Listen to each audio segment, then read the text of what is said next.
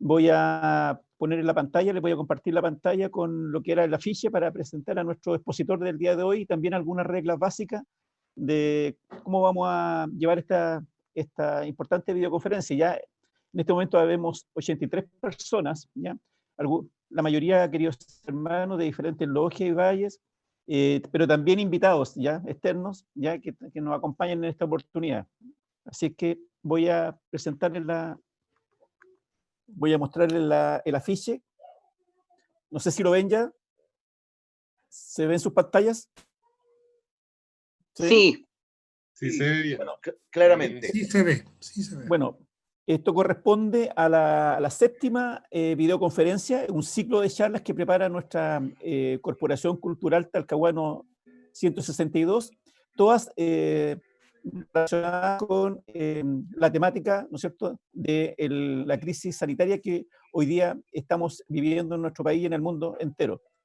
En particular, hoy día veremos la exposición de un destacado querido hermano, el señor Guillermo Holzman, quien es analista político, magíster en Ciencia Política de la Universidad de Chile, académico de la Facultad de Ciencia Económica y Administrativa de la Universidad de Valparaíso.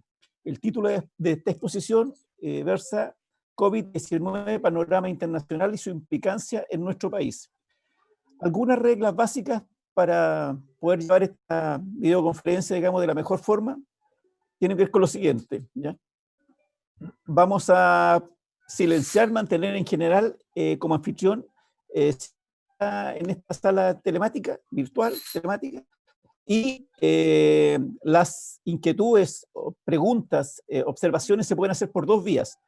Una es apretando el botón chat que ustedes tienen en su computador, en su tablet, digamos, en la barra inferior, con la cual ustedes pueden hacer algún tipo de consulta por escrito directamente, que yo puedo leer hacia el final de la exposición. Utilizar también el icono de participantes que permite generar una mano alzada, con lo cual también podemos hacer una intervención directa al expositor. También esto hacia el final de la exposición. Les quiero pedir, para efecto también de acta, como la concurrencia es bastante amplia, si es que es posible, los que puedan colocar el número solamente de su logia, ¿ya?, para poder incorporarlo en el acta debidamente para aquellos realmente que corresponden, que son miembros de nuestra orden. Según el programa, lo partimos con unos saludos de el presidente de nuestra Corporación Cultural Talcahuano 162, el querido hermano Hernán Cárdenas Aguirre. Hernán Cárdenas, ¿estás por ahí?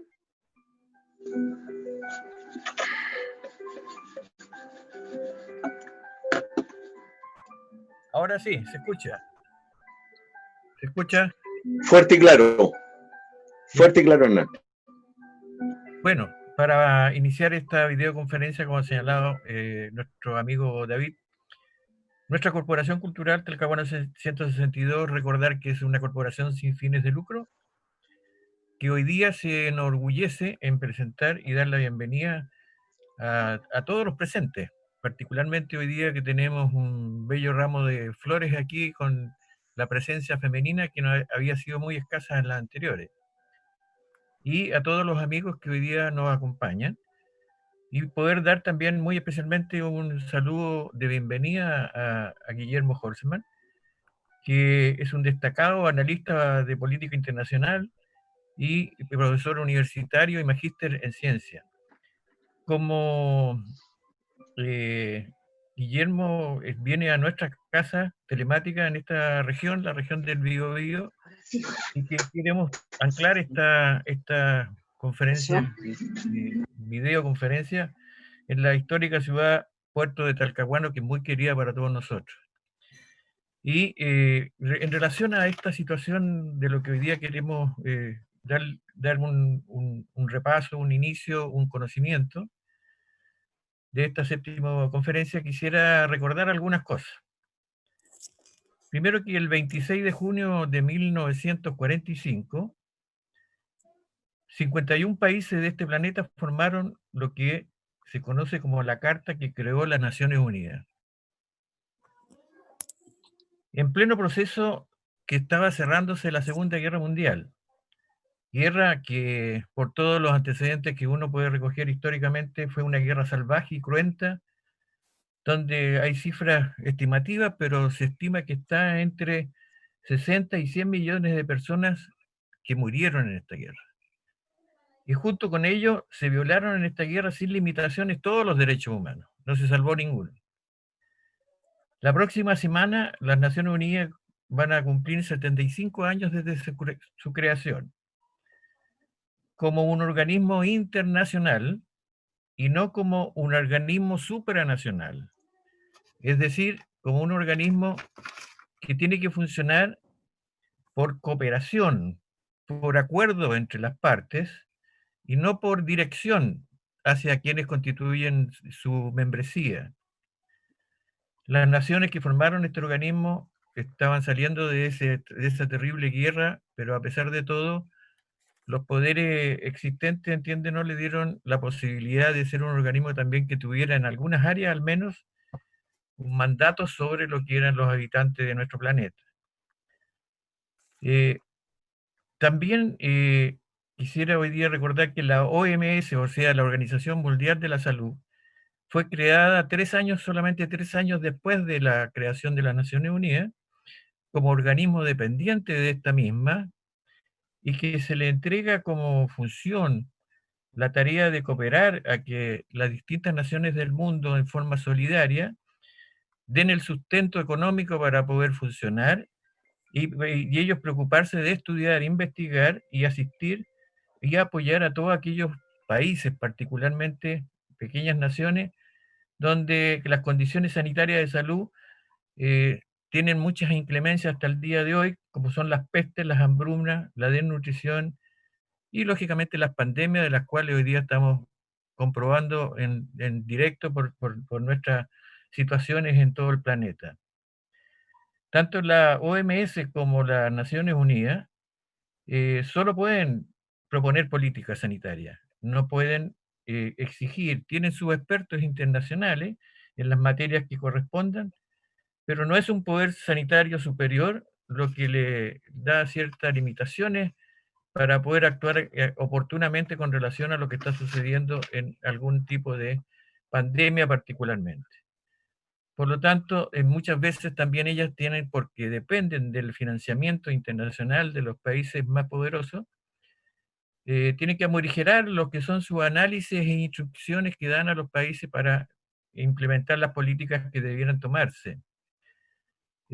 Todos estamos conscientes de las amenazas que en estos días se han podido observar por parte de quienes hoy día manejan el poder económico y militar mundial contra la OMS porque no les parecen a veces lo que son sus recetas o maneras de recomendar que se enfrenten las medidas sanitarias. Nuestro gentil invitado nos va a entregar su pensamiento, nos va a entregar su análisis sobre cómo esta pandemia ha golpeado internacionalmente y por lo tanto a nuestro propio país ha tenido implicancias y consecuencias. Por lo cual, estimado profesor Guillermo Holzman, por favor, tome la palabra. Gracias. Muchas gracias, presidente Hernán. La verdad es que es un agrado y un privilegio poder estar compartiendo con ustedes algunas ideas que espero les aporten para que cada cual tenga una mejor idea de lo que está pasando a nivel mundial y también lo que está pasando en nuestro país. Es imposible abordar el tema de la pandemia si no juntamos lo que pasa a nivel mundial con lo que pasa en nuestro país. Me voy a permitir compartir pantalla. No sé si me lo autorizan, por favor. Muchas gracias. De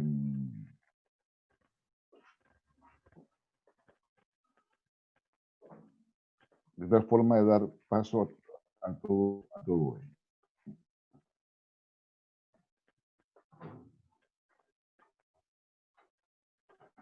Ahí está. ¿Se logra ver bien?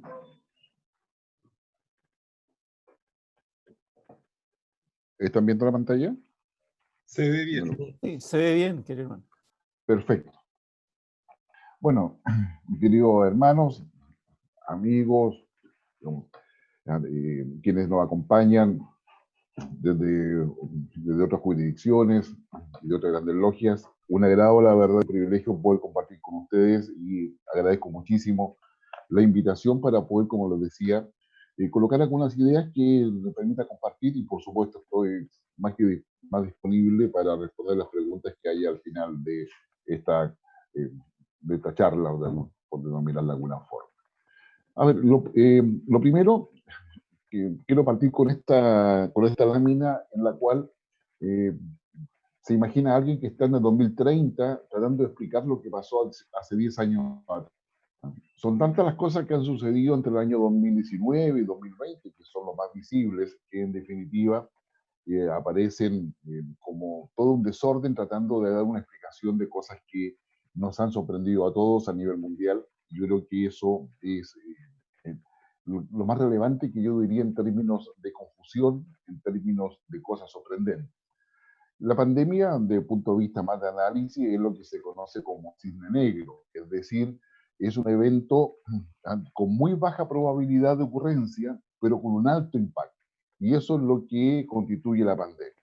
La pandemia, más allá de su letalidad, uno podría decir que ha muerto menos gente de lo que pasó en la Segunda Guerra Mundial o comparado con otras muertes anuales que suceden a nivel de todo el globo. La pandemia ha tenido el impacto de detener todo el comercio. Detiene el comercio desde quienes ofrecen los productos hasta quienes los consumen los productos, incluyendo la cadena logística. Y es ahí donde se centra parte importante de este impacto, más allá de las implicancias personales, individuales y sociales que esto tiene. Por razón, muchos hablan de una crisis que es sanitaria por el tema pandémico, que es social por lo que implica para cada una de las sociedades que se ven sometidas a restricciones a sus libertades, confinamiento, etcétera, y por supuesto una crisis económica por todo lo que implican los ingresos, en el desempleo, crisis alimentaria en muchos casos, y eso es lo que está, yo diría, en la primera vista que uno tiene de esto. Sin embargo, yo diría que es necesario avanzar para poder verlo en términos un tanto más globales y poder entender lo que hoy día sucede, y es lo que voy a tratar de compartir con ustedes. En primer lugar, el año 2019 es un año particularmente complejo a nivel mundial. ¿Qué es lo que hace complejo a nivel mundial todo esto? Una sola cosa. El tema de la desigualdad se instala en todo el mundo a raíz de, o sea, manifestado, mejor dicho, en las protestas que había en Hong Kong, en Barcelona, en Francia, llegando a sumar en algún minuto a una gran cantidad de países que estaban involucrados en protestas sociales y donde todas tenían un eje similar, el tema de la desigualdad, ya sea en su vertiente más política, como es el caso de Hong Kong, en su vertiente más social, como es el caso de Francia, y por supuesto no dejando de lado lo que sucedió en Chile desde el 18 de octubre en adelante. Acá hay un fenómeno que entonces es global, donde el tema de la desigualdad se asume directamente como un elemento motivador o gatillador de todas estas protestas. Y es ahí donde encontramos una primera base de análisis para poder ver qué es lo que pasa con ese nivel de protesta que hay a nivel global, qué es lo que pasa posteriormente con la pandemia. El año 2019, ya terminando 2019, ya se planteaba la idea de una nueva normalidad. Y esa nueva normalidad tenía que ver con que los niveles de protesta a nivel mundial, una vez que eso pasara, no iban a disminuir absolutamente para nada. Y se tomaban básicamente los casos de Hong Kong y los casos de Chile dentro de los análisis internacionales que se estaban realizando en aquel momento.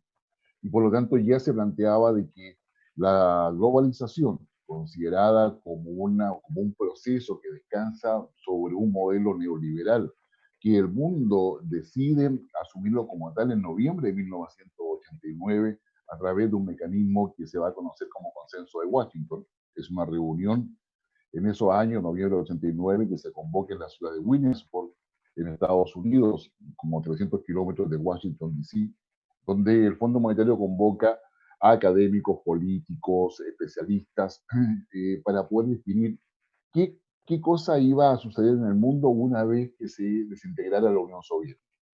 Y es ahí donde se decide de que el modelo que iba a prevalecer de allí en adelante iba a ser un modelo macroeconómico neoliberal que coloca todo el énfasis en lo que hagan los ministerios de Hacienda o Finanzas, según sea el país, y los bancos centrales, y mantener los equilibrios macroeconómicos. Desde ahí en adelante todos estamos preocupados mes a mes de la inflación, el IMASEC en el caso de Chile, el crecimiento de la producción, el crecimiento de la economía, la inversión, todo lo que es tema tributario, el tipo de cambio, en fin, todo lo que son las variables macroeconómicas que probablemente muchos de ustedes lo pueden manejar mucho mejor que yo. En esa perspectiva, entonces, se establece que el proceso de globalización iniciado en el 89 va a estar bajo un régimen neoliberal.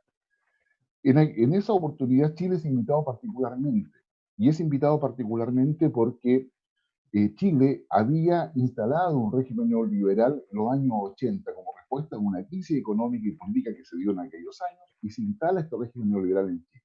Desde aquel minuto entonces, Chile demuestra, y por eso es invitado, de que un país subdesarrollado aplicando un modelo neoliberal puede obtener y lograr crecimiento económico. Y de ahí en adelante, del año 89 hasta ahora, Chile es un país referente para todas aquellas naciones que quieren alcanzar algún nivel de crecimiento y de reconocimiento en el sistema económico mundial. Es la razón también de fondo por la cual Chile es invitado a la OCDE, y Chile cumple con todos los requisitos e indicadores que se piden, y normalmente Chile es invitado, independiente de quién gobierne, a las reuniones del G7 o del G20 como observador y a las principales reuniones que se hacen a nivel global. Entonces, hay acá un contexto y es importante tenerlo presente. Esto significa que es necesario tener algunas cosas, yo diría, en mente importantes, teniendo en consideración lo que hemos dicho. La desigualdad se instala y por lo tanto hay un tema de protesta que funciona. La primera cuestión conceptual a analizar, yo diría, es que todos los analistas nos enfrentamos en un minuto, es, bueno, ¿qué concepto me sirve a mí para poder entender mejor lo que sucede? Es evidente que la sociedad ha evolucionado, es evidente que el siglo XXI tiene características completamente distintas a lo que fue el desarrollo y evolución del siglo XX, y es ahí donde tenemos que de alguna forma preocuparnos. En mi caso particular, dado que yo me dedico mucho a lo que son análisis estratégicos, traté de poder encontrar los elementos que me permitiesen entender en qué características de la sociedad estaban estaban motivando justamente, digamos, esta protesta. Y me encontré con dos conceptos con los cuales yo me quedé. Sin lugar a duda hay otros más, pero que para los efectos de análisis me dieron bastantes luces para poder entender mejor lo que sucede y lo que puede suceder a futuro. El primero es el que plantea Hirschman, en lo que se llama el efecto túnel. Un efecto túnel que lo que dice básicamente es que desde la visión de un ciudadano, él funciona conforme las reglas sociales en las cuales se encuentra, el esquema cultural en el cual está, y que incluye obviamente el económico, pero que siempre en ese esquema es como si el ciudadano estuviese en un túnel y el incentivo que tiene es llegar al final del túnel porque ahí ve una luz. Y esa luz significa que tiene mejor calidad de vida, mejor dignidad, mejores condiciones, cumple sus expectativas. En fin, le podemos colocar una serie de adjetivos en ese sentido. Entonces, este efecto túnel hace que el ciudadano vaya avanzando conforme sus capacidades, condiciones y oportunidades, ¿ya? Pero siempre va con el incentivo de que va a llegar al final del túnel donde está esa luz. Incluso no le importa que por el lado pase otra persona que va más rápido, ¿vale? En la medida en que él siga viendo la luz. Pero ¿qué pasa cuando esa luz cada vez se hace más lejana, se hace menos visible, o incluso de repente no está la luz, se desaparece? Es ahí donde aparece, donde surge en este ciudadano la frustración, la decepción y la indignación, que pasan a ser los elementos de motivación social para poder generar una protesta contra el sistema cualquiera que sea. Y es lo que, en definitiva, tenemos presente en gran parte de las movilizaciones sociales a nivel global. El segundo concepto lo aporta este señor que se llama Zygmunt Bauman, que es un filósofo y también vinculado a sociología, que el año 2000 habla de la modernidad líquida. En términos muy simples, la modernidad líquida tiene que ver con que el presente lo es todo. El pasado no me importa, eh, ni me define, ni siquiera me da información útil. El presente lo es todo. Y el futuro tampoco me importa mucho. Yo me quedo en el presente. Yo estoy en el presente y en el presente donde yo tengo lo máximo. Ya las cosas de largo plazo no me motivan. Yo quiero que el presente funcione. Y esto tiene que ver también con el hecho de que al momento en que Bauman desarrolla toda su idea de movilidad líquida, y lo que la globalización había instalado es que ya teníamos libertad en todo sentido, incluida, por supuesto, la económica, y por lo tanto, lo que va a motivar esta idea del presente son la búsqueda de dos ejes, uno asociado a la justicia y otro asociado a la igualdad. Porque ya la libertad no era el leitmotiv de las revoluciones. El leitmotiv de la revolución hoy día tenía que ver para conseguir igualdad o justicia. Y esto significa en la práctica de que tenemos ejes comprensivos bastante simples, pero muy profundos que nos ha tocado de alguna forma conocer. El amor líquido, ya el amor no es para toda la vida, lo disfruto momento a momento y lo voy construyendo. Si mañana estoy junto con mi pareja, será tema de mañana, porque mañana va a ser mi nuevo presente, pero no va a ser mi objetivo eso. Yo estoy con todo el mundo, yo no estoy dispuesto a trabajar toda la vida en una misma parte, voy cambiando cada 2 o 3 años, me tomaré un año sabático, en fin. Entonces, la educación que necesito no es la que estaba en el siglo XX, necesito una educación que me permita pasar el día a día, el presente. Y obviamente en un contexto de consumismo como propio de un modelo de esta naturaleza. Eso es lo que hoy día está en la evolución de la sociedad. Es decir, la sociedad ha evolucionado y es probable que muchos de nosotros no nos hayamos dado cuenta de cómo ha evolucionado y criticamos porque siempre vemos lo que éramos antes, lo que había hecho antes, lo que fue el conocimiento que a todos nos enseñaron en nuestro proceso educacional. ¿Vale? Pero hoy día el mundo ha cambiado y las nuevas generaciones tienen esta perspectiva que es claramente diferente y que no siempre coincide plenamente con lo que nos interesa. Ahora bien, estos elementos tienen implicancias políticas. En el caso de Chile, pero también en otros países. Me he dedicado a estudiar bastante lo de Hong Kong, Barcelona, Francia, sin contar lo que pasó en Italia, Grecia, Turquía, en fin, en cada uno de esos países hay una situación en la cual uno puede mirar eso. En el primer lugar, el primer impacto es la desconfianza política, institucional y social. El segundo, la falta de credibilidad en la institucionalidad democrática. Y ahí hay una gran diferencia, que la vamos a ver ahora con la pandemia, respecto a aquellos países que tienen una institucionalidad con mayor madurez y cohesión y fortaleza institucional de aquellos que no lo tienen. ¿Ya? Y obviamente en países como los de América Latina, en general, o de menor desarrollo cultural o político, tenemos una insuficiencia institucional y hay una debilidad de los procesos democráticos. Por lo tanto, esos elementos que quedan en evidencia, en cierta forma, con las protestas que ya venían en 2015, dicho sea de paso, en 2019 se hacen evidentes a nivel global, es lo que está detrás de este elemento de desigualdad que ustedes pueden complementar con lo que cada uno de vosotros ya tenéis en su mente o en su formación. Ahora bien, si uno quiere mirar lo de Chile, que no cambia mucho en otros países, incluso se aplica a lo que está sucediendo hoy día en Estados Unidos, lo que ha pasado en Francia, lo que pasó en Italia, incluso dentro de la pandemia, tenemos 3 grandes grupos que uno debe ubicar para entender todo esto.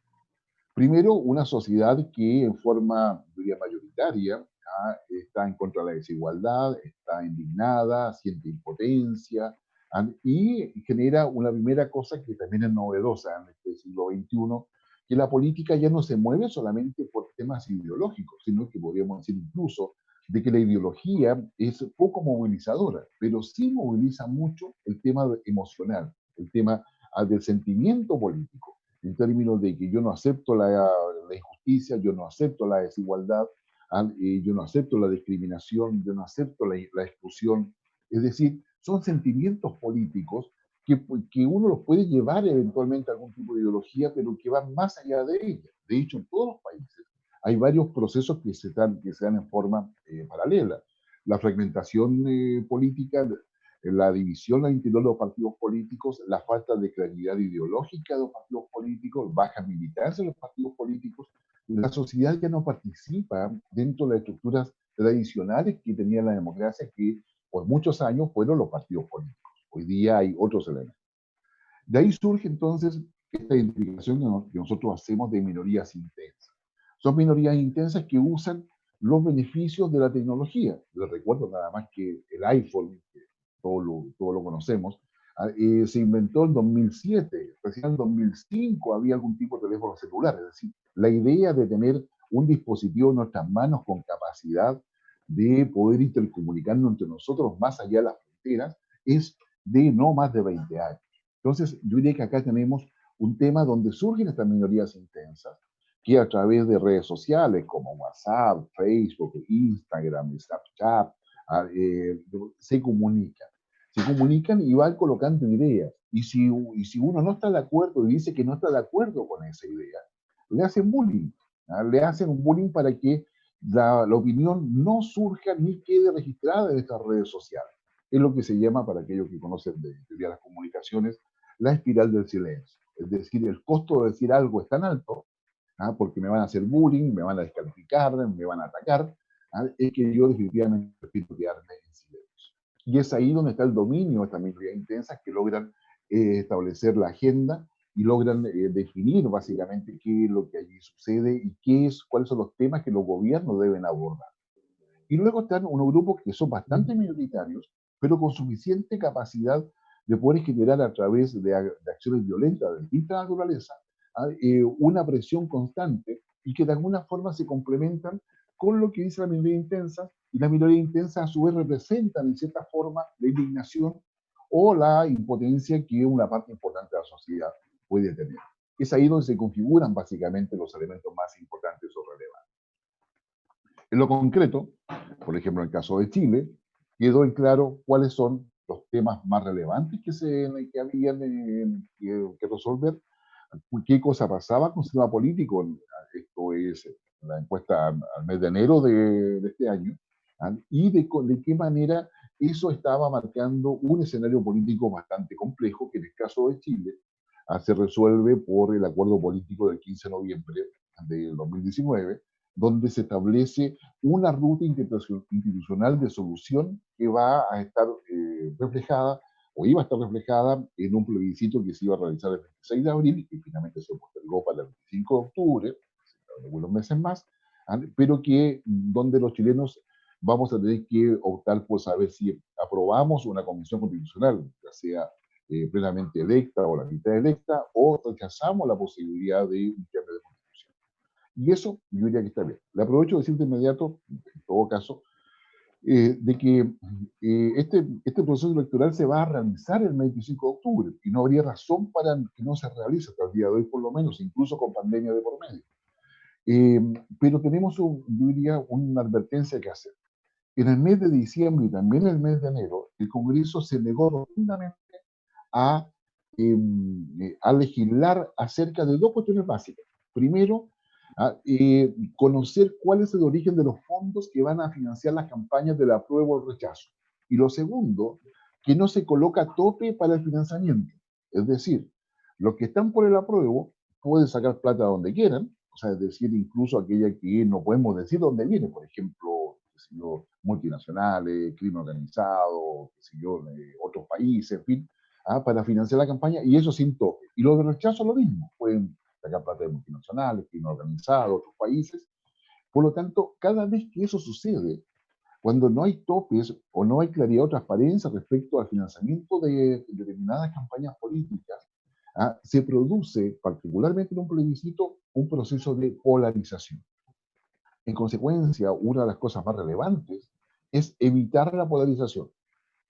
Hoy día Chile va hacia una polarización en virtud de estos elementos y estas características de no saber el origen de los dineros, ni tener tope tampoco para el financiamiento de la campaña. Y esto ya, digamos, del estallido social, en el caso de Chile, estábamos en una crisis de gobernabilidad.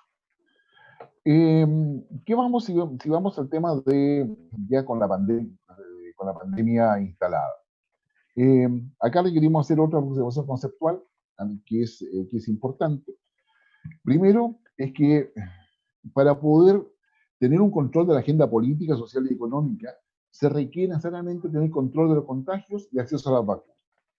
Como el acceso a las vacunas no lo tenemos, salvo que alguna potencia, digamos, la desarrolle y nos dé la posibilidad de acceder a ella rápidamente, eso no ha sucedido. Quienes están trabajando en la vacuna es China, Reino Unido, Alemania, Francia, Rusia y por supuesto Estados Unidos. Son los principales que están hoy día y Alemania, perdón, y en lo que están en la pelea o en la competencia por sacar una vacuna, que obviamente va a dar una posición geoestratégica importante a este país a nivel mundial. Por lo tanto, lo nuestro es el control de contagios. Si no se controlan los contagios, no hay posibilidad de control de agenda política social ninguna. Digamos, eso es lo concreto.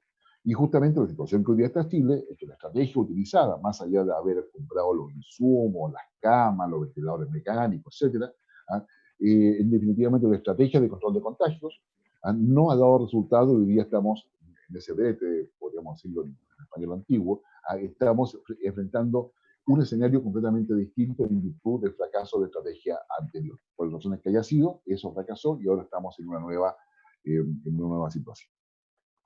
¿Qué pasa con la prepandemia? Nosotros decíamos de que en la prepandemia las minorías intensas y grupos vandálicos tenían mayor cercanía y la sociedad estaba de alguna forma apoyando lo que eran los temas principales. ¿Qué es lo que pasa en la pandemia ahora? Tenemos grupos que efectivamente siguen actuando en la sociedad con acciones violentas de todo tipo, con un menor apoyo a minorías intensas y una sociedad que está preocupada de su salud. Que lo mira a distancia, pero su preocupación mayor tiene que ver con la salud y con la superación de este estado sanitario que conlleva situaciones económicas de distinta naturaleza y que son bastante complejas a nivel global. ¿Qué cosa pasaría después de la pandemia? Vamos a tener los mismos elementos, pero probablemente con cuestiones más complejas. Si la estrategia anterior falló, la que hoy día se va a encontrar primero con que hay escasez de ingresos para que la gente pueda mantenerse.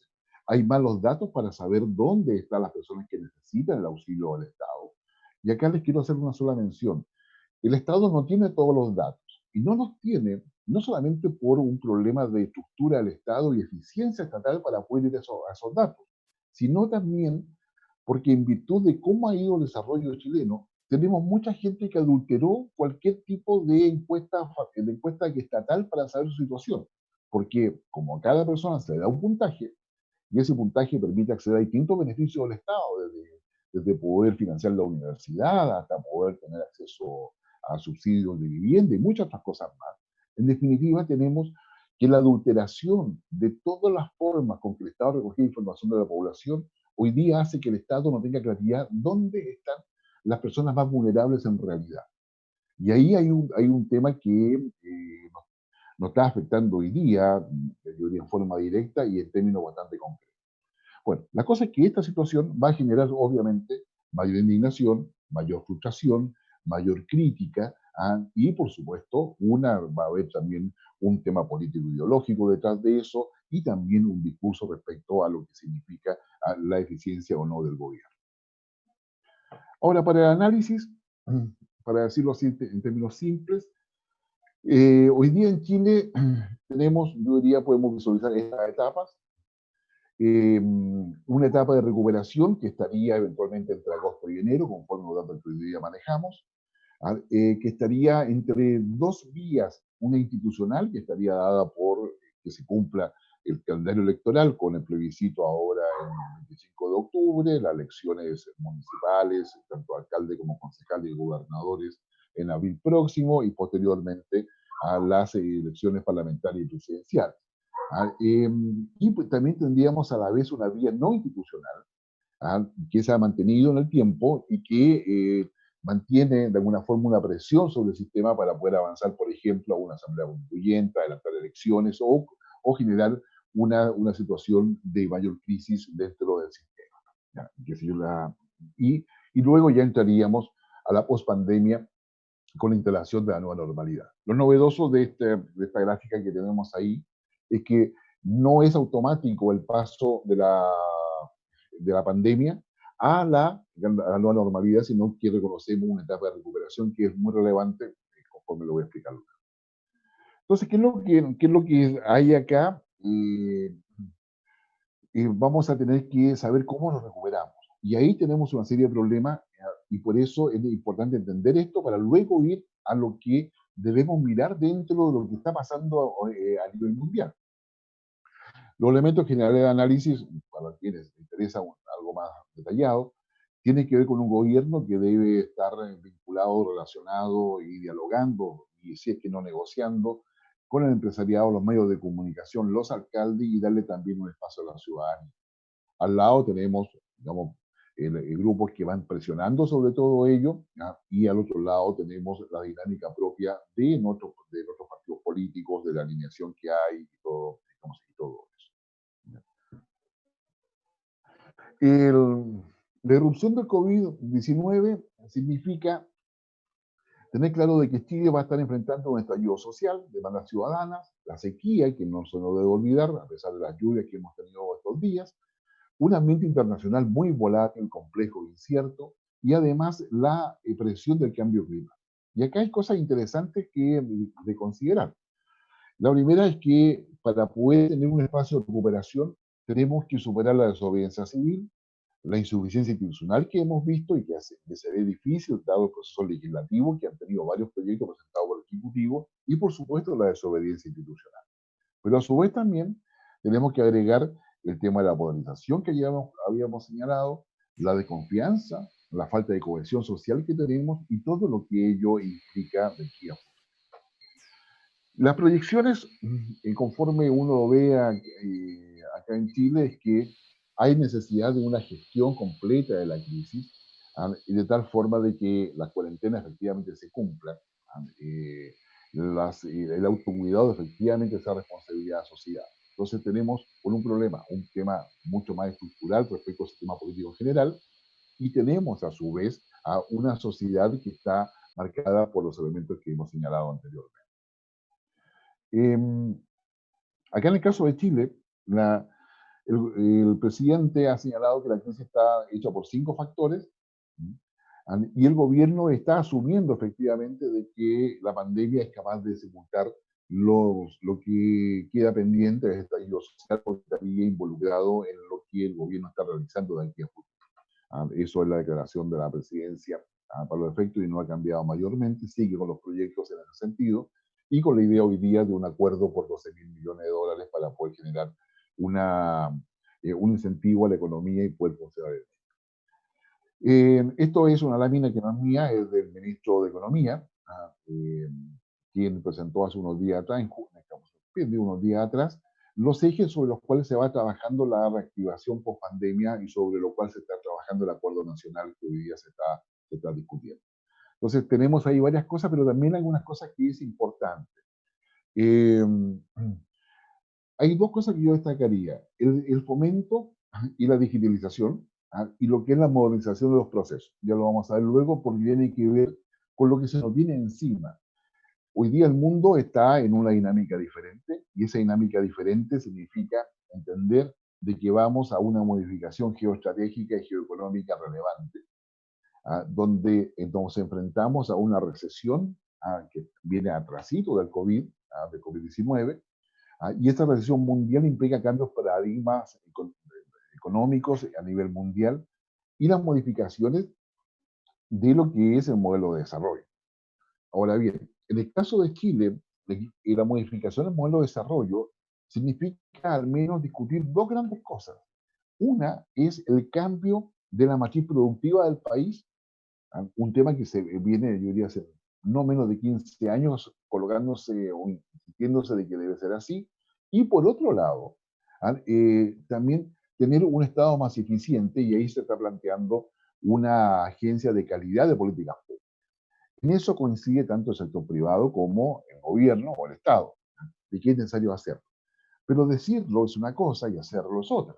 Y es ahí donde hoy día nos enfrentamos que en el caso de Chile no tenemos a nadie trabajando por una hoja de ruta a largo plazo.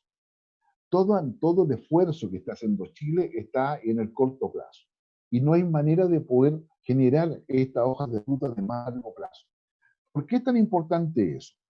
Porque en lo que es hoy día la realidad mundial, ¿ah? Lo que ha pasado con la pandemia no es que vaya a cambiar todo. Yo ahí discrepo con quienes dicen que después de la pandemia el mundo cambió. No.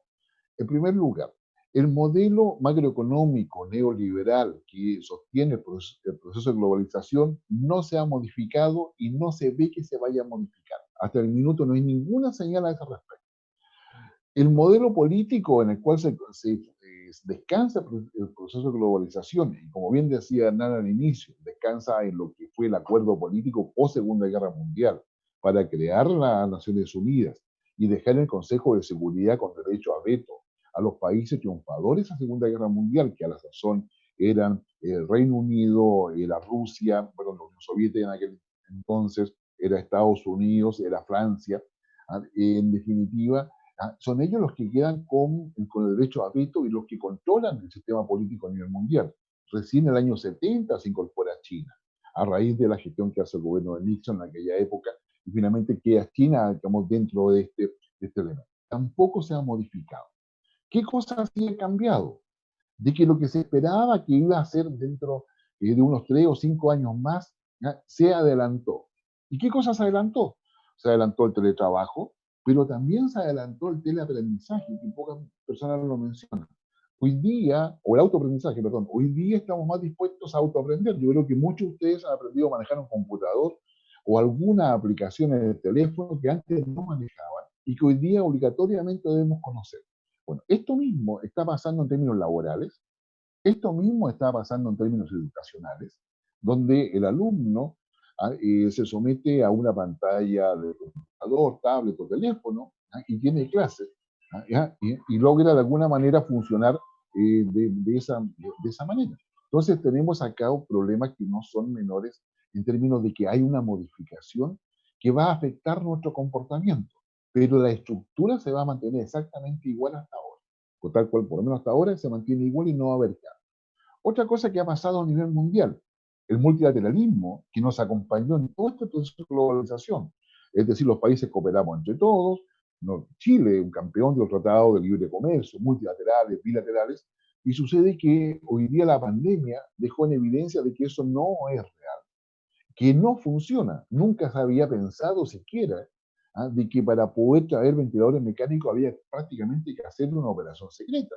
Eso no, digamos, eso no estaba pensado. Entonces, el multilateralismo, como lo conocíamos, está, yo diría, en déficit y está claramente, digamos, si no venido a menos, queda como un actor secundario. Ahora, ¿es solamente la pandemia lo que ha afectado el multilateralismo? No, también lo ha afectado la posición de las naciones. Hoy día tenemos una China que le gusta el multilateralismo porque le es cómodo y le es afín a los intereses y objetivos que tiene China. Tenemos a un Estados Unidos donde el multilateralismo le molesta desde la elección de Donald Trump en adelante. Eso nos lleva a que si Donald Trump es reelecto en noviembre, si así lo fuese, lo más probable es que el multilateralismo en términos de la visión de Estados Unidos va a quedar más debilitado de lo que está hoy día. De hecho, Donald Trump desde que asume se retiró del Acuerdo de París, ambiental, se retiró de la UNESCO, el organismo de educación de Naciones Unidas, se retiró de la Comisión de Derechos Humanos, se retiró, como bien sabemos ahora, de la Organización Mundial de la Salud, le quitó incluso a varios organismos de financiamiento, tiene en crisis la Organización Mundial de Comercio, no ha nombrado a la gente que quería nombrar, han quitado los beneficios a Hong Kong, que es la plataforma de entrada o de proyección de China en términos financieros hacia el mundo. Es decir, Estados Unidos ha cooperado bastante para que el multilateralismo hoy día no esté funcionando. Mientras tanto, Rusia se aprovecha de las relaciones bilaterales que siempre la ha cultivado bastante bien, no solamente con aquellos países que los cuales tienen algún tipo de cercanía o interés como es el caso de Siria o el caso de Venezuela, sino que particularmente con Europa, con los países de Europa del Este, pero también con la Unión Europea, dado la incidencia que tiene Rusia en todo el manejo de energía, tanto petróleo como gas en toda esa zona, los acuerdos bilaterales no menores que dio con Turquía y también con Grecia. Entonces, Rusia tiene mucho que decir, no tanto el silencio aparente que mantiene a nivel global. ¿Quién es el actor que está apareciendo ahora con mayor potencia? Es India. India, lo más probable es que se llegue a algún acuerdo político, yo diría dentro de los próximos años, sí, de un año más, para que pase a ser parte también del grupo de naciones del Consejo de Seguridad con derecho a veto en Naciones Unidas. Todo lo que es el futuro está en el Océano Pacífico y en el Océano Índico.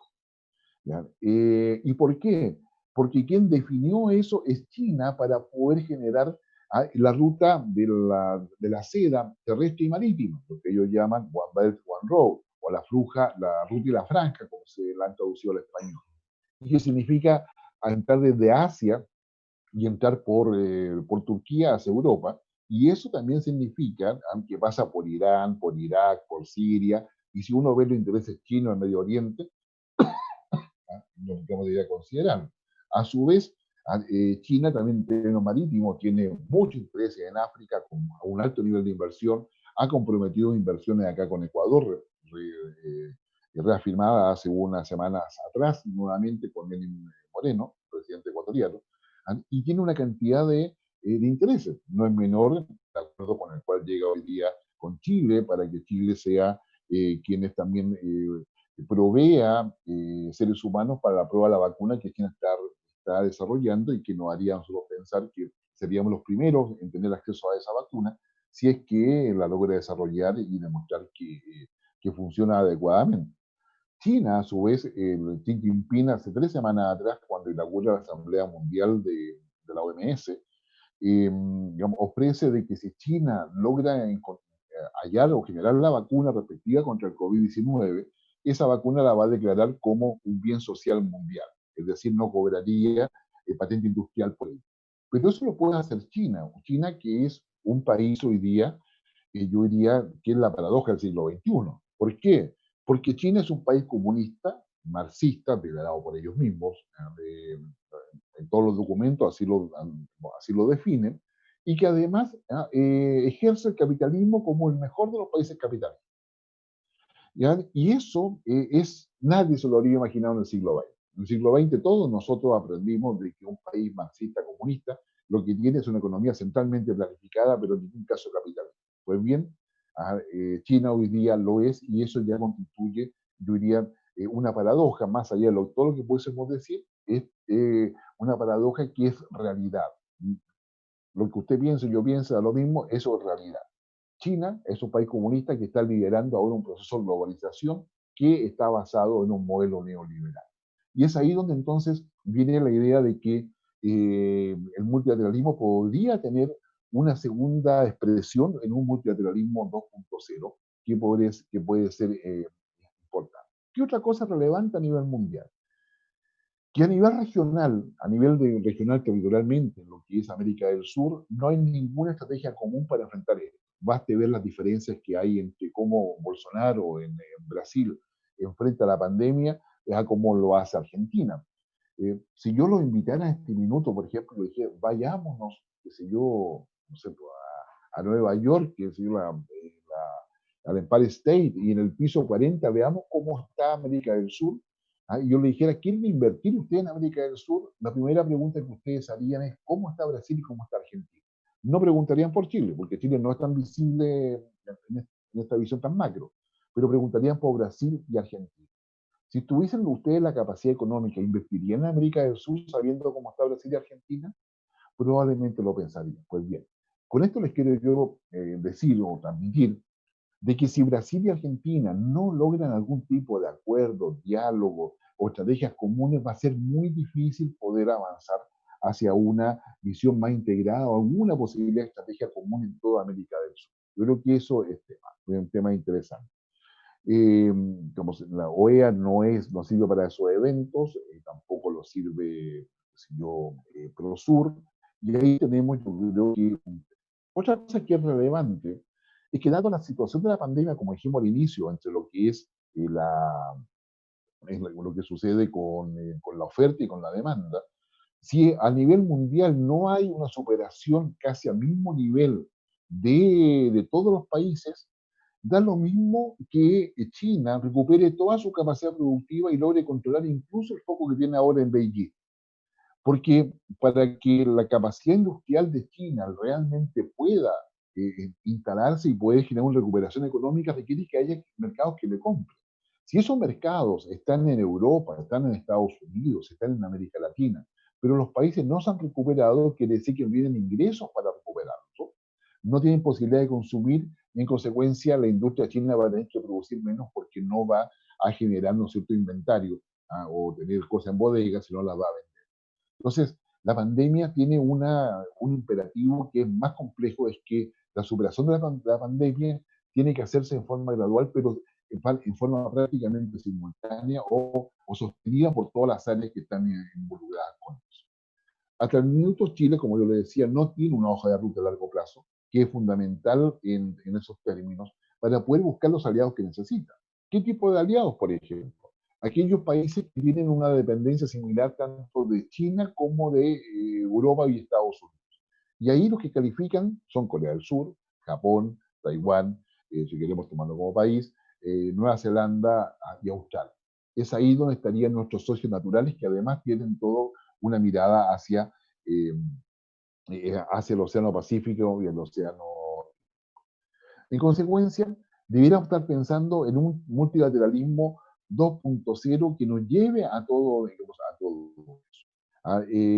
Y un multilateralismo basado en países de nivel medio, como puede ser el caso de Chile, Nueva Zelanda o Australia. Y eso requiere una hoja de ruta. ¿Por qué es tan importante la hoja de ruta?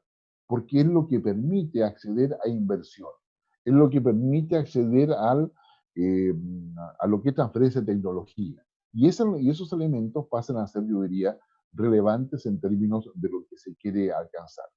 Ahora bien, lo que va a pasar en la pospandemia está directamente relacionado con la cuarta revolución industrial. Eso significa que nos vamos a tener que enfrentar a la robótica. ¿Cuál es la pregunta para Chile? ¿Qué parte del robot queremos fabricar?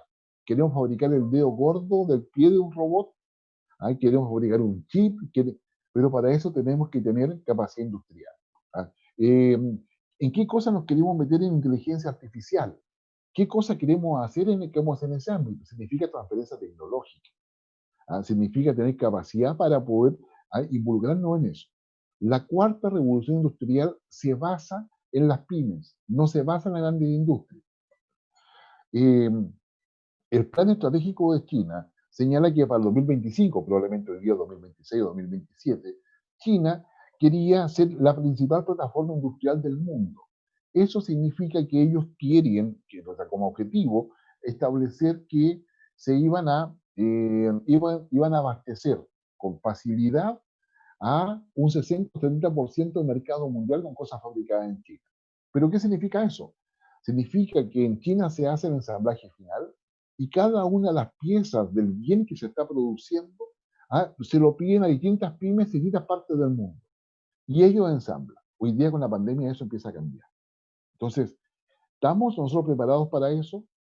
Chile tiene una plataforma económica basada en la exportación de commodities, en el comercio, en los servicios financieros y en la especulación inmobiliaria. Eso es lo principal que tiene Chile. Es decir, no tenemos una verdadera industria que se vaya a sumar a lo que viene en esta revolución industrial, donde el trabajo va a cambiar completamente, donde va a haber una modificación de los términos laborales, de la educación, de todo. Entonces, se requiere pensar en términos del siglo XXI. Sin embargo, la pandemia nos deja en términos de que cómo es posible que yo no pueda subsistir solo frente a una crisis como esta. Es decir, las exportaciones agroindustriales, por ejemplo, hoy día le ha ido bastante bien, se mantienen, porque todos los países dependen de otros para mantener un nivel de alimentación. Pero si no hay esa capacidad de producción o no hay esa capacidad de compra, se genera una crisis alimentaria obviamente, digamos, importante. En consecuencia, Yo diría que frente a lo que el mundo post pandemia, vamos a tener un problema con Estados Unidos. Un problema con Estados Unidos que hoy día, por ejemplo, a raíz del asesinato de dos, digamos, afroamericanos pues, en manos de la policía, uno en virtud de un arresto y una inmovilización que se hace en su cuello, finalmente termina fallecido, lo que va a dar cuenta de todo un movimiento, ¿no es cierto?, con George Floyd a nivel estadounidense y también a nivel de otros países, donde cada cual busca a ese George Floyd que ha sido discriminado, ha sido abusado, o donde la autoridad del Estado se ha extremitado a través de la acción policial. En definitiva, hay una situación que en Estados Unidos empieza a ser complicada. ¿Por qué? Porque tiene que ver con los elementos que veíamos al inicio. Es decir, hay discriminación, hay una crítica al sistema porque no da las condiciones necesarias de justicia e igualdad a las cuales hacíamos mención. ¿Cuál es la posibilidad, te preguntarán, de que Donald Trump sea reelecto? La verdad es que si uno mira las encuestas diría que pocas. Sin embargo, Donald Trump mantiene un voto duro importante en Estados Unidos. Yo tiendo a pensar, hasta ahora por lo menos, que Donald Trump va a tomar una estrategia muy dura para poder tratar de recuperar la votación, pero está directamente relacionado con la recuperación económica de Estados Unidos. Ahora bien, esto va a tener dos lecturas. Una cosa es que el apoyo a Donald Trump disminuya, pero eso no significa que automáticamente vaya a ganar Biden, porque el liderazgo de Joe Biden, el Partido Demócrata, es más débil que el de Trump. En consecuencia, se puede darse la paradoja que teniendo más apoyo Biden, al momento de votar, la debilidad de Biden sea la fortaleza de Trump, puesto que si la gente no quiere a Biden, pero tampoco quiere a Trump, va a haber mayor abstención, y la abstención favorece a Trump, en definitiva. Y por esa razón, Donald Trump le conviene mucho más mantener polarizado a Estados Unidos antes que hacer una campaña mucho más abierta y como lo demuestra con sus distintos Twitter que hemos visto. En consecuencia, vamos a tener modificaciones macroeconómicas en términos de los intercambios que se hacen entre los países, el rol de las pymes y de qué manera se van a hacer. Eso significa, por ejemplo, que si China quiere mantener toda su idea de ser plataforma industrial y avanzar hacia lo que es la ruta de la franja y la ruta, o la ruta de la seda, significa de que debe asegurarse de que las pymes que le dan los bienes que necesita para la producción de bienes finales en China deberán estar sometidos a otro tipo de acuerdos que obliguen a los países a mantener la generación de insumos para las necesidades industriales de China. O sea, es decir, nos vamos a enfrentar a nuevas exigencias geopolíticas o geoeconómicas en este caso, que van a ser bastante más duras y que va a implicar para varios países elegir entre Occidente, considerado hoy Occidente como Estados Unidos y Europa, o China. ¿Los países están en condiciones de todo eso? Yo diría que no. Países como Chile no están en condiciones de ello. Pero eso significa generar una capacidad negociadora. Es tan importante esta visión de mediano y largo plazo. Significan también que nuevas tecnologías y aceleramiento a nuevas tecnologías. Lo vemos ahora con Zoom. Los niveles de seguridad ya han aumentado considerablemente. Lo vemos con todo lo que está asociado al autoaprendizaje, al teletrabajo, a toda una serie de actividades que antes pensábamos que solamente se podían hacer presenciales. ¿Para qué hablar del turismo? ¿Para qué hablar de muchas otras cosas que se van a modificar sin lugar a dudas? Entonces, va a haber cambios en la industria, va a haber cambios en la regulación. ¿Qué otra cosa novedosa aparece ahora con la pospandemia? La economía digital. Si usted no sabe lo que es blockchain, preocúpese porque va a tener que saberlo pronto, que eso va a tener cada vez más relevancia. Dentro de la blockchain están las bitcoins, todo lo que es moneda digital. Hay más de 50 monedas digitales funcionando actualmente a nivel mundial, que son mejores que el dinero. Y funcionan mucho mejor porque no hay ningún traspaso de dinero. Eso viene y se aceleró muchísimo. Ahora, los países como Chile, ¿podemos acceder a eso? Chile acaba de firmar un acuerdo con Nueva Zelanda y Finlandia respecto a economía digital. Eso se viene. Y tenemos al menos una base regulatoria para ello. Esos son temas novedosos que de poco se habla en Chile, pero que van a ser muy relevantes. En consecuencia, tenemos un multilateralismo que está cada vez, yo diría, más cuestionado, iba a haber una transformación entendida como una evolución acelerada. Una evolución acelerada donde vamos a seguir viviendo con lo mismo. Debería ver cómo lo podemos explicar fácilmente. Todos nosotros, yo creo, gran parte de los que estamos acá participando, conocimos el teléfono con discado. Entra uno, colocaba un dedo para discar. ¿Ah? Y nunca jamás pensamos que podíamos usar un celular, ni menos comunicarnos por una pantalla. ¿Ya?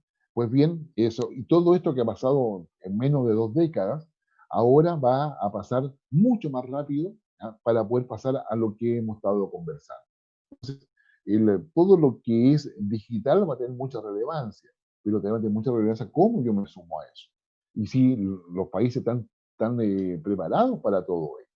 Entonces, estas minorías intensas que funcionan a través de redes sociales, van a tener mucho que decir, van a definir el nuevo tipo de democracia. ¿Realmente lo pueden definir ellos?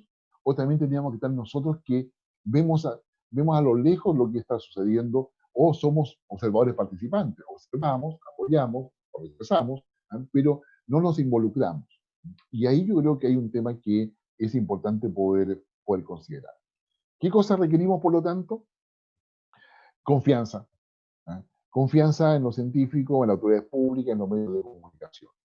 Generar confianza hoy día en política es quizás lo más importante, porque si hay una confianza se genera una credibilidad, y si hay una credibilidad tenemos mucho avanzado. Pero sin embargo en política hay algo quizás más importante o más relevante, que es la empatía.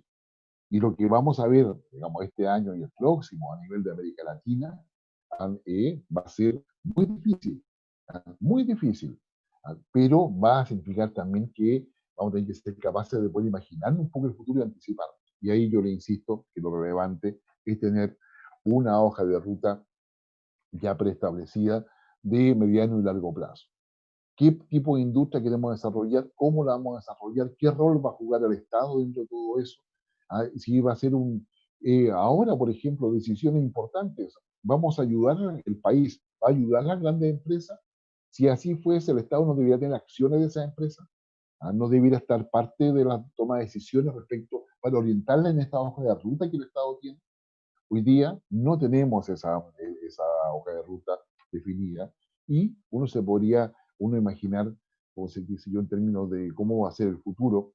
Van a haber conflictos nuevos, va a haber que manejar, digamos, esos conflictos, y eso significa fortalecer nuestro sistema democrático. Debemos saber dialogar más, debemos saber superar con mayor facilidad los conflictos, pero también van a haber nuevas regulaciones. Entonces, por una parte, el tema de una nueva constitución aparece ya hoy día con otro sentido, ¿ya? No solamente con lo que hay que superar desde el pasado, porque eso sería mirar el futuro con el espejo del retrovisor, sino que mirar el futuro, porque mirando el futuro, como el pasado se supera por sí solo.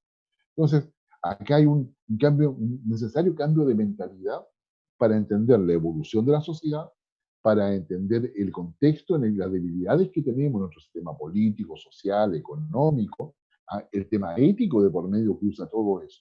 ¿Por qué? Porque la pandemia nos está enseñando algo que es relevante. El bien común pasa a ser nuevamente el centro de la preocupación de aquellos que ejercen un liderazgo. Porque si nos preocupamos del bien común, vamos a tener una línea ética respecto a cómo comportarnos y qué proponer y qué buscar en el futuro. Y es ahí donde yo creo que nos estamos centrando a lo que nos importa. Cada uno puede aportar. Y eso tenemos que hacerlo empatizando con lo que sucede. Y empatizando significa transparencia, significa el cara a cara, y significa una capacidad de avanzar en el diálogo, que no solamente significa decir puras conclusiones, significa construir. El diálogo entre las personas implica una construcción que primero se refleja en la confianza y luego en la empatía. La sociedad va a seguir haciendo lo mismo, pero cada uno de nosotros puede aportar a él. Sería mi presentación, presidente, estimados, y quedo más que dispuesto para vuestras preguntas.